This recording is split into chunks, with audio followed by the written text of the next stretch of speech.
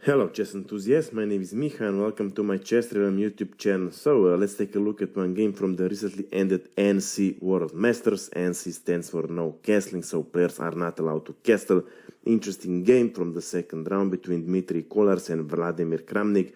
Dmitrij Kollars had white pieces and he started with c4, e5, knight to c3, knight to c6, g3, and we have king's English variation of the English opening. Bishop goes to b4, knight to d5, a5, bishop to g2, d6, e3, pretty much standard moves, and now h5, black is trying to harass on the king side, white plays h3, preparing g4 if black plays h4, knight from c goes to e7, challenging this knight on d5, and now white makes something which seems like very unorthodox move. King goes to f1. As stated before, players are not allowed to castle. The idea is that pawn on d2 is not pinned by bishop anymore, so white prepares d4 at appropriate moment. In the game there followed knight captures on d5, c-pawn recaptures, bishop to d7, and now d4. So white threatens with a3, and bishop has no free square. So here white gains a piece. Even if e-pawn captures on d4, e-pawn recaptures, the same threat remains. So a4 was played, creating an escape square. Knight goes to e2. Black continues with f5, a3, bishop to a5, d-pawn captures on e5, d-pawn recaptures, and now b4, further harassing bishop. Now here black could capture en passant, but black doesn't go for it. Instead, bishop goes back to b6. Bishop to b2, attacking pawn on e5, queen to e7 defending, and now queen to c2. And now, believe it or not, black plays king to f8. Normally you wouldn't expect this, but because players cannot castle, black tries with artificial castling. And black also cleared this e8 square because he expects queen to c3, double attack on this pawn on e5. And then there is no other defense than rook e8.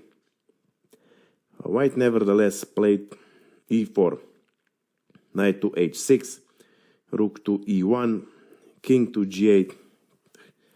Now this rook is almost trapped. And now white continues with e-pawn captures on f5. Knight recaptures, and now knight to f4. Black, of course, cannot capture or loses a queen. White threatens with knight g6, forking both rook and the queen. And pawn on e5 is also double attack. Here, however, black finds the correct response.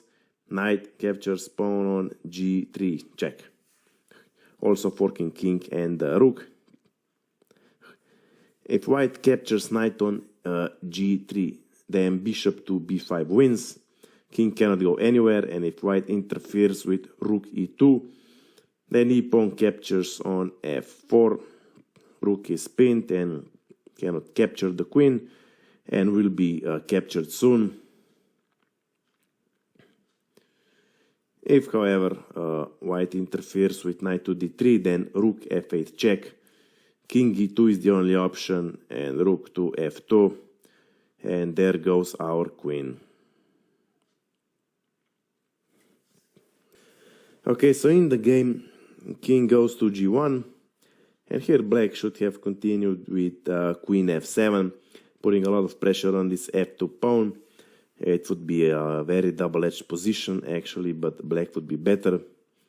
In the game, however, bishop to b5 was played, totally losing the edge. Queen goes to c3, queen to h4, and now queen captures pawn on e5. Well, white threatens with queen g7 checkmate, so black has to be careful. Bishop to f2 was played, another spectacular move. If king captures bishop on f2, then knight e4 double check. After king to f3, or king f1, it's a queen f2 checkmate. If king goes to g1, then queen simply captures rook. And if king goes to e2, then queen f2, king d3, queen d2, king c4, queen c2. And now if king goes to b5, then bishop d7 is checkmate. If king d4, then queen b2. Well, black captures queen, but it's mate in 5, but I'll leave it for you to find it. And the last option, queen c3, interfering the check, but then white loses decisive material. So in the game, king goes to h2, as there aren't any other options. Now here black should continue with queen f6, defending the g7 pawn. After trading the queen, we have a similar position. Okay, white maybe is a bit better, but at least there aren't any mating threats. In the game, however, rook to h7 was played. Seems like a very counterintuitive move, defending this pawn on g7, preventing checkmate. Yeah, that's true, but this rook is now stuck on h7 square. White continues with d6, clearing this d5 square. If black makes a random move, let's say rook to b8, then bishop to d5 check. If king h8, then queen e8, rook e8, rook e8, it's checkmate. And if king f8, then queen f5 check, knight f5, knight g6 checkmate. So in the game, knight to e4 was played. Black threatens with queen g3, mate in 1. So white responds with rook from h goes to f1. Well, material is equal, or I should say black is a pawn up, but white is much better here. All black pieces are attacked, as you can see.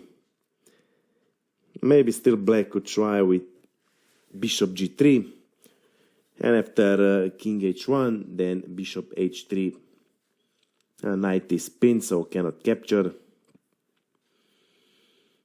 After bishop h3, queen h3, knight h3, bishop e5. Bishop captures on e5. C-pawn captures on d6. Yeah, black has 3 pawns for a piece. Still white is better here.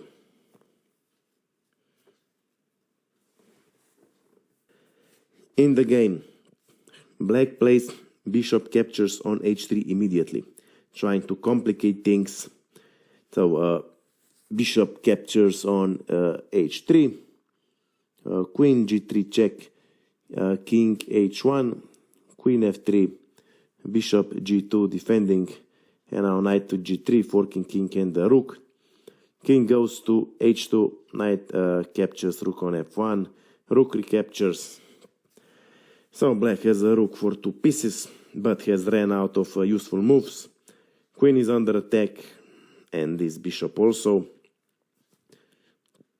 Black continues with bishop to g3 check, king h1. Now where should the queen go? Well, there are only 2 unprotected squares. If queen goes to c6, then queen e6 check. If king goes to h8, or f8, doesn't matter, it's knight to g6 mate. So queen goes to g4, now queen to d5 check. King has 2 choices. If king goes to f8, then knight g6 discover check. King e8 and d7 check. And then rook f8 is going to be mate in the next move.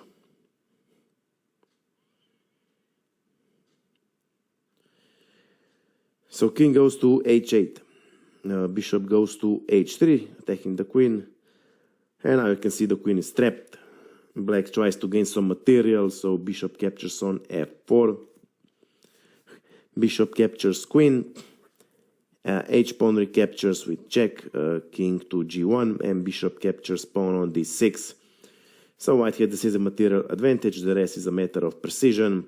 Queen to F7 was played, rook to G8, further protecting this G7 pawn. Rook to F5, preparing the last strike. Rook to H6, rook to H5. Of course, if rook captures, queen recaptures, it's mate in 1. So bishop goes to F5, protecting this rook on H6, and now queen to G6 is the final blow. Doesn't matter what black does. If black plays a random move, let's say B6, then simply, let's say queen captures, rook on H6. Bishop recaptures, rook recaptures, and it's checkmate. And realizing that all is lost, in this position, Vladimir Kramnik resigned the game. So I hope you like this game, I hope you have learned something from it. If you have any questions, my email is below in the description. Of course, I invite you to visit my Instagram page. That's it for now, and see you soon.